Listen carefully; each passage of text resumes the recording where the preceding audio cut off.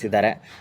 ಈ ಸೌಜನ್ಯ ಪ್ರಕರಣಕ್ಕೆ ಸಂಬಂಧಿಸಿದಂತೆ ನಾನು ಏನಕ್ಕೆ ವಿಡಿಯೋವನ್ನು ಮಾಡ್ತಾಯಿದ್ದೀನಿ ಅಂದರೆ, ಈಗ ಸಮೀರ್ MD ಅನ್ನೋ ಒಬ್ಬ ಯೂಟ್ಯೂಬರ್ ಸೌಜನ್ಯ ಪ್ರಕರಣಕ್ಕೆ ಸಂಬಂಧಿಸಿದಂತೆ ವಿಡಿಯೋವನ್ನು ಮಾಡಿದ್ದಾರೆ. ಆ ವಿಡಿಯೋದಲ್ಲಿ ಅಧಿಕಾರಿಗಳ ಹೆಸರನ್ನು ಹೇಳಿಲ್ಲ, ಕೆಲವೊಂದು ಆರೋಪಿಗಳ ಹೆಸರುಗಳನ್ನು ಹೇಳಿಲ್ಲ, ಕೆಲವೊಂದು ಎವಿಡೆನ್ಸ್ ಸಾಕ್ಷಿದಾರರ ಕೊಲೆ ಆಗುತ್ತೆ ಅದ್ರ ಬಗ್ಗೆ ಪ್ರಸ್ತಾಪ ಮಾಡಿಲ್ಲ.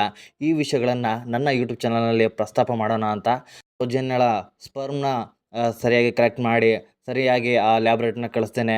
10 ದಿನಗಳ ಕಾಲ ತನ್ನ ಪೊಲೀಸ್ ಸ್ಟೇಷನಲ್ಲೇ ಇಟ್ಕೊಂಡಂತಹ ಪೊಲೀಸ್ ಅಧಿಕಾರಿಯ ಹೆಸರನ್ನು ನಾನಿಲ್ಲಿ ಪ್ರಸ್ತಾಪ ಮಾಡ್ತೀನಿ. ಸೌಜನ್ಯಳನ್ನು ಕಿಡ್ನಾಪ್ ಮಾಡಿ ಕೊಲೆ ಮಾಡೋದನ್ನಲ್ಲ, ಆ ಶಂಕಿತ ವ್ಯಕ್ತಿಗಳ ಹೆಸರನ್ನು ನಾನು ಈ ವಿಡಿಯೋದಲ್ಲಿ ನಿಮಗೆ ತಿಳಿಸ್ಕೊಡ್ತೀನಿ.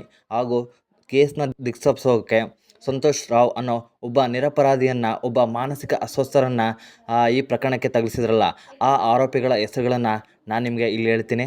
ಈ ಪ್ರಕರಣವನ್ನು ಸಂಪೂರ್ಣವಾಗಿ ನಾಶ ಮಾಡಬೇಕು ಅಂತ 6 ಜನ ಸಾಕ್ಷಿದಾರರನ್ನು ಕೊಲೆ ಮಾಡಲಾಗುತ್ತೆ.